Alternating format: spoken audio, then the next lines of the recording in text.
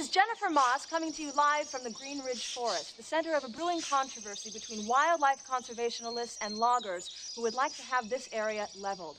With me now is Park Ranger Dan McDermott. How you doing? Fine, thank you. Ranger McDermott, these issues are highly volatile. Now, can you sort them out for our viewers? Well, Jennifer, it pretty much comes down to your spotted marsh goose. There's fewer than 900 of the geese left out in these parts in these woods, and when these woods are gone, you can pretty much plant a kiss on the fanny of the spotted marsh goose, you know. That would be a shame as far as I'm concerned, because nothing more beautiful than seeing one of them big birds just take off out of the marsh in the morning. It'd be one thing if they were, you know, hunting for food, but it's the senseless killing that I got a problem with. Yes, well, would it be possible to relocate the spotted marsh goose? Well, you got to realize you can't just take one element out of the ecosystem. You got your fly, your mosquito, you got your elm beetle, and you take them, so pretty much you're up to your eyeballs in bugs. Well, that may very well be, yet the loggers contend that the economy of Green Ridge is dependent upon the very clearing of the forest. Oh, well, short term, you're talking a few jobs, maybe 150 new jobs. That's kind of a pain if you're out of work. But the state also depends on its nature reserves and forest dollars, and that's kind of important, too. You cut these trees back, they're not coming back, you know. Yes, it's obviously a very touchy and sensitive issue. Loggers have been clashing with conservationists right here in these very woods. Have there been any outbreaks of violence lately? Well, you know, I ain't gonna lie to you, you know, temperatures are flaring high, and we've been able to keep things civilized so far, but I can't guarantee you it's gonna stay like that, you know. So the loggers are not going to give up these woods without a fight? Well, miss, I'm from Green Ridge, and I know lumberjacks. They like to get liquored up, and they like to fight. They're Scandinavians, and they're mean, you know, they are. Well, is the Department of the Interior close to making a decision in this matter? Well, to tell you the truth, we're not holding our breath out here, you know. Yeah, so you're saying you expect the federal bureaucracy to take its sweet time? Well, does a bear dump in the woods? Yes, well, thank you, Ranger McDermott, very much. And through it all, the spotted marsh goose flies peacefully overhead, unaware that their fate is being decided in Washington as we speak. For Fox News, this is Jennifer Moss, Green Ridge Forest.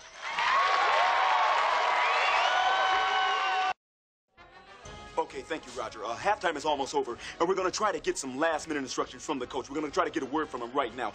Here he comes now. Coach, can we get a word from you real quick? Yeah, sure can. Now, what did you tell your players before they left the locker for the second half? Well, what I told them was just relax and concentrate and play some ball. I mean, you know, you leave the candy and the girls alone because that makes your legs weak. You know, what I'm trying to get them to do is don't let them dictate the game, and I believe if we play as hard as we can, then we can play up to our potential, OJ. Well, look, how do you feel about the team's first half performance? Well, you know, anytime you have a big game, I mean, you're going to have some jitters. I mean, if we could start sticking to people, putting the hat on the people, you know, give them 110% every single time, then I believe the Super Bowl is ours. Okay, well, look here. What do you think you guys are going to do around about the second half? I mean, you guys got a lot of opportunities to get from. Buffalo got its running game going really, really well. What are you going to do about that? They're really penetrating. They're doing a lot of running up there. What are you guys going to do about that?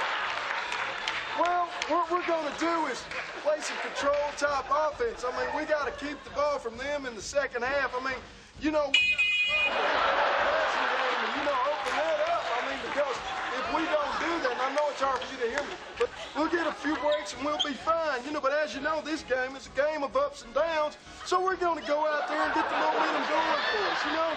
Well, look, Buffalo got their running game going early. They're penetrating the line. What are you going to do about that? Are you going to put some linebackers in there? Are you going to start to step up some of those things? What is going to happen in the second half on that? Well, what we're going to try to do is get our passing game going. I mean, as you know, the war's not over. The battle has to keep being fought. I mean, you can't allow them to play. I mean, they're playing worse than my grandmother would play. So they just got to go out there with their heads. Well, I think that's the signal for the second half. I got one more question to ask you. Are you going to go with your air attack? I mean, we haven't seen you do a lot of that in this game. Well, we're going to keep playing what we have, and then we're going to try to get the passing game wide open for us.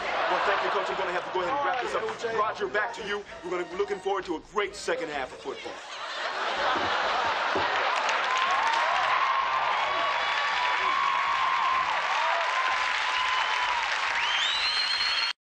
President Clinton's lead economic advisor. Tell me, Mr. Kellerman, what is the main focus of the committee going to be during this next fiscal year? Well, Kathy, things aren't going to be as simple as they seem at first. There are a lot of factors to be taken into account. Whenever you're going to try to balance the budget, there are several ways to do it. Now, we're going to have to concentrate on the approaches that will best suit the American people without compromising the current financial security. Well, tell me, will there be large cuts in Medicaid and Social Security? Well, now that's a very complicated question. Although there will have to be some substantial cuts in government-aided programs, there will also be tax breaks for the elderly and needy. Now, I'm not saying that this is going to be easy. There are sacrifices that need to be made, but if we all pull together, I truly believe we can bring this to a conclusion that's amenable to all parties. Your critics say that these are the exact same policies that have failed in the past. How would you respond to that? Well, now, I've addressed this point over and over again. The issue is not what has failed in the past, but what will work in the future. You know, we want to stop worrying about what is behind us and look ahead. Last week, the Dow plummeted 80 points. Are you concerned with the current volatile state of the stock market? Well, now, what we're seeing is a short-term weakness.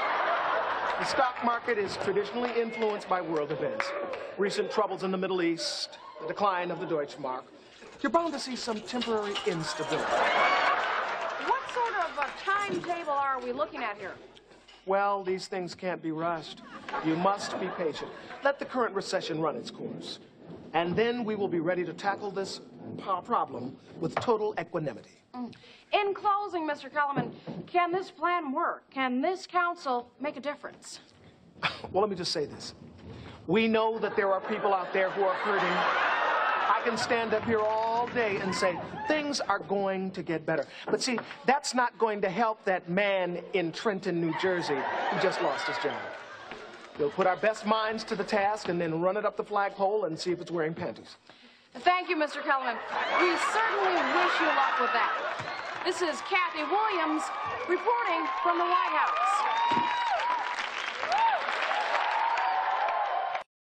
Leaving 3 dead and possibly 2 others wounded. I have with me Officer Douglas Danforth of Precinct 26. Officer Danforth? Yes, Debbie. Officer, early reports have indicated that these deaths are organized crime related. Can you confirm this? It would certainly seem so, Debbie. The victims were all known to be affiliated with the Parigi crime family. As you know, the family has been torn by a bloody power struggle since last month's death of the reputed godfather, Roberto Parigi. So, do you have positive identifications on these victims? We won't be positive until we can check their dental records, but these men were well known around the neighborhood as well as the family in Portland. But just tonight, I've been speaking with some local residents, and they seem very reluctant to say anything about these men. Is that for fear of reprisals? I'm going to have to say partially. Despite its troubles, the Parigi family remains a force in this community. Certainly nobody wants to go on record identifying these men as criminals. But you also have to realize that the community, these men are commanded. They got respect in the community. But that money, does that come at a price? They're family men, and absolutely it does come at a price.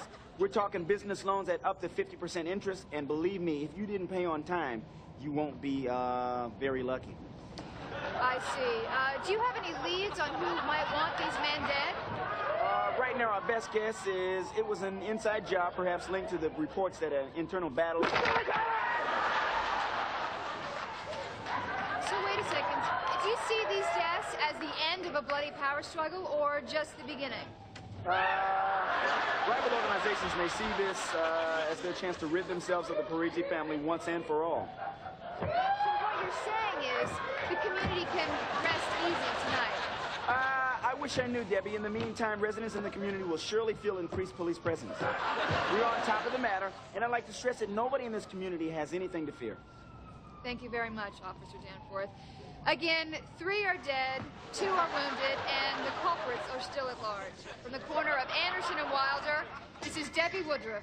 Back to you in the studio. And one more thing I might say, if you can tune in this evening and make sure if you have any news or any speculation on who these men might be, please call our studio and let us know as soon as possible. Thank you very much. Back to you, Bob. From Fort Lauderdale, Florida for Fox News. I'm joined today by City Councilman Bill Davis. Mr. Davis, how is this city holding up during spring break? Well, Shelley, the city is doing just fine. This time of year is always a little hectic down here in Florida, especially in the Fort Lauderdale area. But as always, we are equipped to handle the onslaught of tourists and college students such as they are and will be soon. How long does the spring break season last? Well, I wish I could tell you it goes on all year. Of course, that's not the case. A lot of the year down here is pretty dull, and there's just a lot of people staying indoors not watching TV. But this time of year is great. Not all the colleges, however, take their breaks at the same time of holiday. I've noticed a trend for the East Coast colleges to have their spring breaks earlier than the Midwestern schools do, such as they are. What do you think motivates the East Coast schools to take their vacation time earlier? Well, I don't know. I wouldn't have any idea. I'm not a psychic. But I do have a theory on the topic, and that is that it's a little colder out there. Therefore, they'd like to get rid of that cabin fever, which often makes a man go crazy and do wild things in his home earlier than, say, the Midwest. And because of all the bad weather, they're probably more likely to get away from that cabin fever quicker and be away from the inclement climate, so as it is. This seems like an important time for the economy here in Fort Lauderdale. How does it compare to the rest of the year? Well, any of these students who've studied macroeconomics, which I have not, but which you do have, listen, it's pretty late, did I tell you that? They know the fair process is based on supply and demand, and most of the retail stores here, well, just like Christmas time down here. This is our Christmas season, you might say, except we don't have any red suits or jingle bells. But the next 5 weeks is going to be a very big shock there financially speaking for the people down here, such as they are. It surprised me to hear that college students have millions of dollars to spend, because I remember when I was in college, I had very, very little spending money. Well, I don't believe I said millions, but perhaps they do. But he'll tell you what it is. It works out like this. Now, one college student on his own, he'll come down here, he maybe just have enough for a 6 packets of Jiffy Pop. But you put a 600,000 college student together, that's a heck of a lot of Jiffy Pop, if you know what I'm saying. What are other ways that the students help the economy? Well, the students bring a lot of sand into the area, and the sand actually contributes to the sand we have here. They just track it in from other states. Also, there's companies that try to target these students who are between 18 and 24, and that transitions to big dollars. So they just set the headquarters up down here during the break. That's big money for a corporate person. I understand.